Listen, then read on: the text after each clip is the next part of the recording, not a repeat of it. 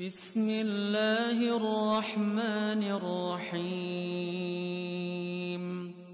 Assalamualaikum. Jangan lupa like, comment, and subscribe. Bye. Bismillahirrahmanirrahim. Assalamualaikum warahmatullahi wabarakatuh. Alhamdulillahi rabbil alamin. Wassalatu wassalamu ala asyrafil anbiya'i wal mursalin wa ala alihi wa ashabihi ajma'in. Raditu billahi rabba wa bil islami dina wa bi Muhammadin nabiyya wa rasulah. Rabbi syrah li sadri wa yassir li amri wahlul 'uqdatam min lisani yafqahu qawli. Allahumma ja'al jam'ana hadha jam'an marhuma wa tafarruqana min ba'dihi tafarruqan ma'suma. Kaum muslimin dan muslimat sidang jamaah subuh yang dirahmati Allah, kita lanjutkan kajian pada kitab A'malul Qulub yang dikarang oleh Dr. Yasir Burhami. Pada kesempatan ini kita masih mengkaji tentang ibadah hati. Ibadah hati. Mungkin kita selama ini tidak sanggup dengan ibadah fisik. Kita tidak sanggup sunnah qabliyah, sunnah ba'diyah. Kita tidak sanggup bangun tengah malam, ya. Maka dekatilah melalui pendekatan ibadah hati. Jadi salah satu kajian kita di sini adalah az-zuhdu. Zuhud, ya. Kita pernah membahas zuhud ini di dalam kitab Ihya Ulumuddin. Nanti kita akan lihat bagaimana zuhud dari perspektif ulama-ulama tasawuf dengan berbeda-beda pandangan, sudut pandang. Ya, termasuk di sini nanti Dr. Yasir Burhami memberikan pandangan tentang makna zuhud itu apa. Jadi bagaimana zuhud itu? Ya, jadi makanya zuhud itu bukan ibadah fisik. Jadi kita tidak bisa melihat dari fisik seseorang. Zuhud itu ibadah hati, ibadah qalbiyah. Dia tidak bisa dilihat. Maka di dalam sejarah itu dicatat Utsman bin Affan adalah orang paling kaya, sahabat paling kaya dan paling zuhud lagi. Ya, sudah paling kaya, paling zuhud lagi. Jadi bukan dilihat dari penampilan Utsman, tidak, tetapi dilihat dari segi hatinya, ya, dari hatinya. Salah satunya itulah zuhud ini. Bismillahirrahmanirrahim. Minal ibadat al-qalbiyah ibadatu zuhudi. Jadi salah satu daripada ibadah hati itu adalah ibadah zuhud. Ya, maka zuhud itu ibadah. Ya. Jadi jangan kita pikir zuhud ini adalah sebuah sifat. Itu bukan sifat. Walaupun itu sifat hati, tapi dinilai ibadah oleh Allah Subhanahu wa taala. Jadi bukan hanya sekedar sifat saja. Dia begini, si fulan begini, tetapi merupakan ibadah juga. Ini seperti niat. Kita walaupun niat di dalam hati, tapi sudah dikira ibadah oleh Allah Subhanahu wa taala. Ya, ini begitu juga zuhud. Zuhud ini wahya ibadatun qalbiyah fil maqam al-awwal. Jadi ibadah hati yang levelnya itu paling tinggi. Ya, itulah zuhud. Ya. Nanti kita akan melihat apakah kita sudah zuhud atau belum. Apakah sudah ada sifat-sifat zuhud atau belum. Apa ini maksud dengan zuhud itu? Ya, ini sebelum kita masuk ke zuhud itu, faqad yalbasu al-insan murakka awil khashan wa laysa bizahid. Ada orang memakai pakaian robek-robek. Pakaian robek tidak teratur, belum tentu dia zuhud. Belum tentu dia zuhud. Jadi maka jangan kita melihat seseorang itu dari pakaiannya sudah lusuh sekali. Kalau ditanya kenapa sudah zuhud? Padahal hanape enggak beliau baje. Ya pegang zuhud. Kenapa zuhud? Bajunya kok kotor, Pak. Padahal hana gerah-gerah kata minggu, Pak. Jadi bukan zuhud, bukan di situ. Kenapa kusam sekali mukanya? Kenapa kusam sekali penampilannya? Dijawab, lun zuhud lun. Ya, nama. Jadi artinya jangan dilihat dari pakaian, karena zuhud itu adalah ibadah hati, bukan ibadah zahir. Kalau ibadah zahir bisa kita lihat. Si fulan salat, kenapa dia sedang salat itu? Si fulan bersedekah, dia sedang bersedekah. Maka sedekah itu ibadah zahir. Nampak dan bisa dilihat oleh orang lain. Tetapi zuhud tidak bisa. Ya, zuhud tidak bisa. Cuma kita bisa mengetahui zuhud si fulan itu dari tingkah lakunya. Baru kita bisa tahu si fulan zuhud atau tidak zuhud. Waqad yalbasu an-na'im minats thiyabi wa huwa zahid. Ada kalanya orang pakaiannya rapi dan bagus dan dia zuhud, ya Mbak. Dan dia zuhud. Ya. Berarti zuhud itu kan tidak bisa dilihat. Tidak bisa dilihat dari segi penampilan. Tidak bisa dilihat dari segi si fulan itu sering jalan kaki, naik sepeda, dia zuhud. Tidak bisa dilihat dari situ. Bisa saja dia menggunakan pakaian yang bagus, dia juga zuhud. Ya. Fa haqiqatu zuhud, ya, li'annaha ibadatun fi qalbi. Karena zuhud itu adalah ibadah yang ada di dalam hati. Maka nanti ada konsep Imam Al-Ghazali begini. Bagaimana kita bisa mengetahui isi hati seseorang? Dari mana kita tahu? Yang kedua, dari mana syaitan tahu kalau kita tidak khusyuk beribadah? Dari mana syaitan tahu kalau kita ikhlas beribadah? Sehingga syaitan mengatakan, saya tidak berani mendekati hambamu yang ikhlas. Dari mana Allah tahu kita, syaitan tahu kita ikhlas? Rupanya dalam teori Imam Al-Ghazali, jadi di teori beliau, hati itu adalah raja. Kalau raja baik, maka anggota tubuh juga baik. Maka kalau ingin melihat raja baik atau tidak baik hati itu, lihatlah pergerakan anggota tubuh. Maka ketika seseorang itu susah tidur, berarti bermasalah hatinya. Ketika seseorang itu berbuat maksiat anggota tubuhnya, berarti hatinya bermasalah. Ketika seorang itu suka mendalimi orang lain, berarti hatinya bermasalah, bukan anggota tubuhnya bermasalah. Makanya hati ini, anggota tubuh ini adalah gambaran yang ada pada hati manusia. Nah, itulah anggota tubuh. Disinilah setan, dia melihat manusia dari pergerakan anggota tubuhnya. Apakah khusyuk dalam beribadah atau tidak khusyuk? Ya. Sekarang kita lihat bagaimana pengarang nanti mengatakan makna zuhud itu apa. Dan kita akan melihat nanti berbagai ulama-ulama tasawuf memandang zuhud itu dari segi yang berbeda. Ini kalau segi pandang, sudut pandang beliau ini, Dr. Yasir Burhami. Apa kata beliau? Fa haqiqatu zuhdi, hakikat zuhud itu, ya, maka kita harus mengetahui hakikat zuhud itu dulu. Ketika kita tahu hakikat zuhud itu, baru kita tahu saya zuhud atau tidak. Ya, jadi pahami dulu hakikatnya. Ketika seseorang ingin mengetahui dunia yang begitu kejam ini, dunia yang seperti ini, ada yang hidup, ada yang mati, ada yang kaya, ada yang miskin. Ketika dia memahami hakikat hidup itu, baru dia bisa menikmati hidup. Baru dia tahu hidup itu apa sebenarnya. Ya, zuhud begitu juga. Ketika dia tahu zuhud, maka dia bisa menilai dirinya zuhud atau tidak. Maka dia bisa tahu dia sudah melakukan ibadah zuhud atau tidak.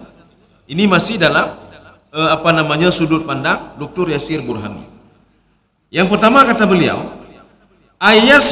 ayazhada al-insanu fid dunya. Seorang itu zuhud terhadap dunia. Jadi zuhud terhadap dunia membatasi dirinya untuk masuk ke dalam dunia sehingga membuat dia lupa kepada akhirat. Nah, ini dalam perspektif beliau ini. Nanti kita lihat lagi dalam pendapat yang lain. Ini masih juga pendapat beliau, ada berapa macam ini? Ini ada 5. Ini yang pertama. Berarti kalau ada seperti ini, maka itu zuhud namanya. Dia menjaga diri supaya tidak lalai dari dunia dan dia terus mengejar akhirat, itu zuhud namanya. Wa fima fi aidin nas. Zuhud terhadap apa yang ada di tangan manusia. Jadi dia tidak tamak. Melihat orang lain ini dia ingin seperti itu zuhud namanya. Maka ketika orang mendapatkan nikmat, alhamdulillah saudara Adul kagejuk nikmat ya Allah. Ya nampak. Ketika tetangganya dapat nikmat, alhamdulillah tetangga saya sudah dapat nikmat. Tetapi kalau diri kita juga ingin juga menguasai seperti si fulan juga, maka itu bukan zuhud namanya. Makanya dalam sebuah hadis Rasulullah mengatakan begini, kalau kamu ingin dicintai oleh manusia, zuhudlah apa yang ada sama di tangan dia. Maka dia akan mencintai kamu, dia akan menyayangimu, dia akan menghormatimu. Tetapi mafhum mukhalafahnya apa? Kalau kamu itu masih menginginkan apa yang ada di tangan dia, jangan pernah harap dia akan bisa dekat denganmu dan bisa mencintaimu. Ya. Ini juga zuhud. Zuhud yang ada di tangan si fulan. Ini sudah 2. Yang ketiga, wa alla yatali ila dunya. Jadi tidak begitu antusiasnya untuk mengejar dunia. Jadi dunia itu artinya bukan tidak perlu kita kepada harta. Kita perlu kepada harta untuk apa? Untuk bisa beli pakaian, untuk bisa beribadah. Kita beli kendaraan untuk apa? Untuk bisa beribadah. Ya. Itu dalam konteks itu saja. Jadi dalam konteks apa? Perjalanan kan masih jauh. Artinya apa? Kita butuh ini, kita butuh ini. Untuk apa? Untuk bisa beribadah. Karena ibadah itu cuma di dunia saja. Ketika meninggal tidak bisa ibadah lagi. Sehebat apapun kita, sesehat apapun kita, kalau kita nanti meninggal dunia, itu kehidupan tidak bisa diatrek ke belakang sedikit, tidak bisa. Oh, saya ini lupa, saya didik anak, mau atrek ke belakang, nggak bisa lagi. Kalau kita sudah meninggal dunia, maka segala sesuatu itu, kalau ingin kita lakukan, lakukan sekarang. Segala sesuatu itu kita lakukan sebelum kita meninggal dunia. Kalau kita ada bermasalah dengan si fulan, minta maaf terus sebelum kita meninggal dunia. Karena kita tidak tahu kapan kita meninggal dunia. Apakah cepat atau nanti sudah tua atau bagaimana? Atau sakit-sakit dahulu? Atau tidak ada sakit? Kita tidak tahu. Atau meninggal tiba-tiba. Sedang baca Quran kan meninggal. Sedang salat sudah meninggal dunia. Ini yang ketiga. Yang keempat, wala yahrusu ala jam'iha. Tidak tamak untuk mengumpulkan dunia itu. Kumpulnya, nanya kumpulah. Berarti kalau ada watak seperti itu berarti tidak zuhud. Dia tidak tahu hakikat hidup itu apa sebenarnya. Makanya di dalam kitab Ihya Ulumuddin, apa kata Imam Al-Ghazali? Bodoh sekali manusia itu. Bagaimana bodohnya? Dia tidak tahu hakikat dunia itu apa. Sehingga hidupnya cuma mengumpulkan harta, kumpulkan harta. Setelah harta terkumpul, dia tinggalkan begitu saja. Dia meninggal dunia. Meninggal dunia kan meninggalkan harta namanya. Yang sudah dia kumpul 20 tahun, 30 tahun, dengan susah payah dia kumpul, tapi diambil oleh orang lain dan ditinggalkan begitu saja. Kan bodoh namanya. Tapi kalau ibadah kan tidak. Ibadah itu mempersiapkan hidup setelah mati. Dan juga ibadah itu efeknya juga diberikan oleh Allah untuk di dunia ini, kan ketenangan jiwa. Ketenangan jiwa. Kemudian setelah itu apa? Di akhirat juga kita dapat. Di padang mahsyar juga kita dapat. Begitu juga nanti dapat di dalam surga nanti. Maka kita jangan berpikir dulu apa yang bisa saya bangun di dunia. Sekarang kita pikir apa yang bisa saya bangun di alam barzah. Apa yang bisa saya bangun di padang mahsyar. Apa yang bisa saya bangun di surga. Ya, itu yang kita pikirkan dulu. Kalau kita pikirkan apa yang bisa saya bangun di dunia, setelah kita bangun kita tinggalkan, ya Pak. Kita meninggal dunia. Tapi kalau kita pikirkan apa yang bisa saya bangun di padang mahsyar. Apa yang bisa saya bangun di alam barzah, di padang mahsyar, yang bisa saya bangun nanti di dalam surga. Setelah kita meninggal akan kita nikmati lagi. Nanti waktu kita dibangkitkan kita nikmati lagi nanti di padang mahsyar. Setelah dimasukkan dalam surga kita nikmati lagi. Kita nikmati lagi. Ya. Kaum muslimin sidang jemaah yang dirahmati Allah Subhanahu wa taala. Kita lanjut. Ini berarti yang keempat. Yang kelima, wa yu'azzim amral akhirah. Dia itu membesarkan urusan akhirat. Ya, membesarkan urusan akhirat bagaimana? Jadi ketika dia berpikir akhirat itu lebih banyak berpikir akhirat dibandingkan berpikir untuk dunia ini. Nanti akan kita lihat bagaimana gambarannya, Pak. Ya, kita berikan terus kalau enggak gambarannya begini. Tujuan inti dia itu kan akhirat nanti, Pak. Tujuan inti akhirat. Karena tujuan inti akhirat, maka orientasi dia itu semua akhirat. Seperti kita mau berangkat, tujuan inti kita mana? Ke Jakarta atau ke Medan ya. Jadi yang kita singgah di Sigli sebentar, kita singgah di Lok Semawe sebentar, kita singgah di Langsa sebentar. Itu hanya singgah saja sebentar. Karena tujuan inti kita itu ke sana. Contoh lain lagi. Kita pergi ke Eropa. Jadi berlibur di Eropa selama 1 bulan. Walaupun kita sudah berada di Eropa, kita punya mobil, punya rumah mewah, fasilitas dan lain sebagainya. Tapi kepala kita selalu teringat ke rumah. Mana rumah kita? Di Aceh, Pak. Tempat kita itu itulah di sana, bukan di sana rumah kita. Maka apapun yang terjadi, kita akan kembali juga ke rumah. Ya, kita akan kembali ke rumah. Dan mobil yang kita beli di Eropa itu akan kita tinggalkan.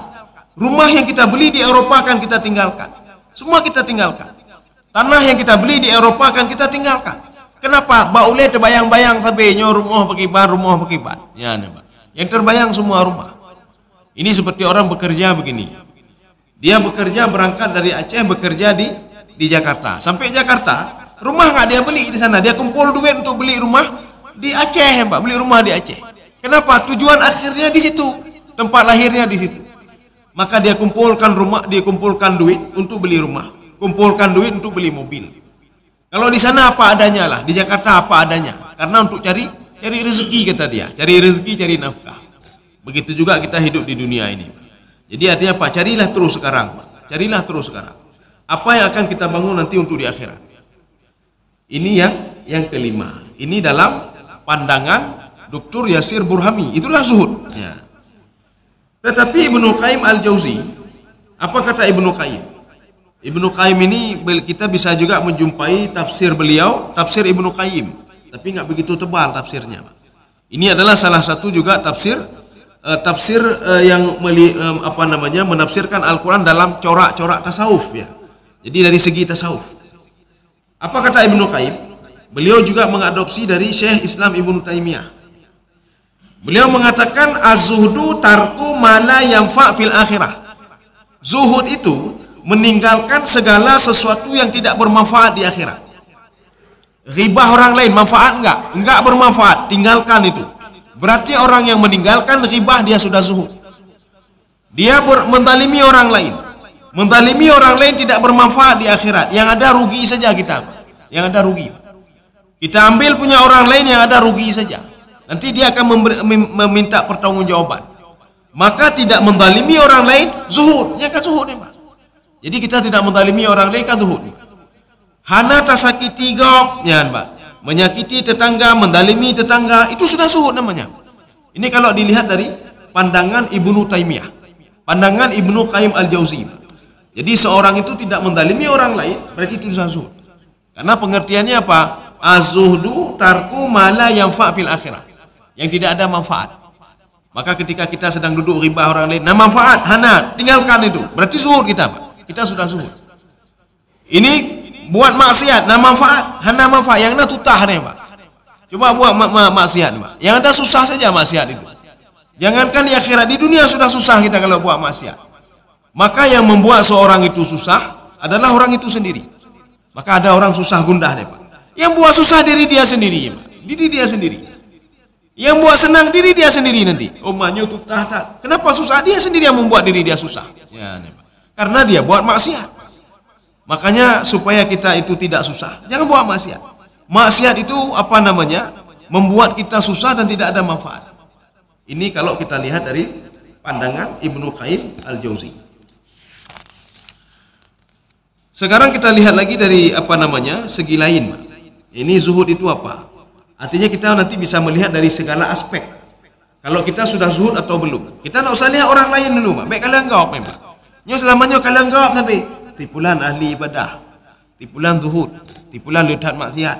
Untuk apa lihat orang lain, Pak? Kita paling enggak lihat diri kita sendiri, Pak. Ya, lihat diri kita sendiri. Saya sudah buat maksiat enggak hari ini? Saya sudah zuhud enggak? Saya sudah beribadah enggak? Jadi baik kalian engkau. Paling enggak kalau orang lain yang kita lihat, paling enggak anak kita, Pak. Anak, istri atau suami itu saja yang kita lihat, Pak. Lain enggak usah lihat dulu orang lain, Pak. Enggak usah nilai dulu orang lain. Paling enggak kita nilai anak. Nak, selama ini kenapa begini selalu, Nak, Pak? Kecuali anak kita, Pak. Jangan protes-protes orang lain dulu. Kenapa demikian? Karena memang disuruh oleh Allah Subhanahu wa taala. Qu anfusakum wa ahlikum nara, Pak. Jadi artinya kita introspeksi diri. Kita lihat tangan ini ada buat maksiat enggak hari ini? Mulut ini ada buat maksiat enggak? Mata ini ada buat maksiat enggak? Kalau kita menjaga saja, itu sudah zuhud kita, Pak. Kita sudah zuhud hari ini. Menjaga anggota tubuh sudah zuhud. Menjaga hati saja sudah zuhud. Ya. Jadi di sini ada pendapat lain. Zuhud itu apa?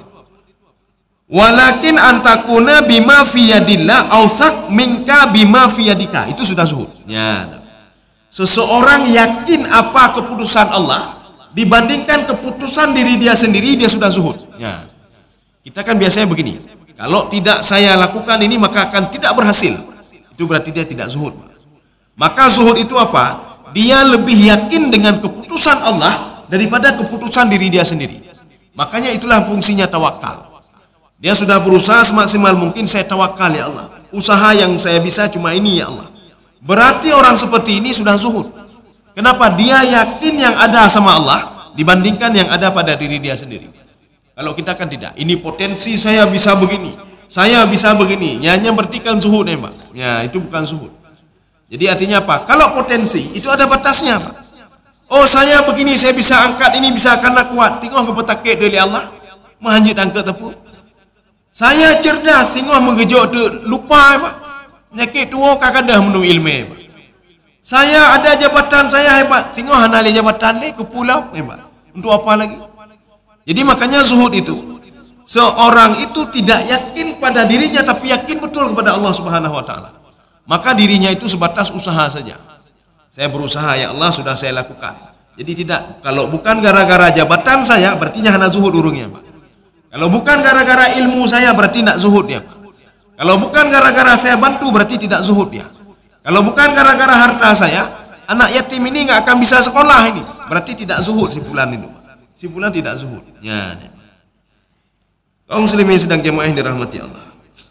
Pada suatu hari Rasulullah sallallahu alaihi wasallam, kita baca saja hadisnya.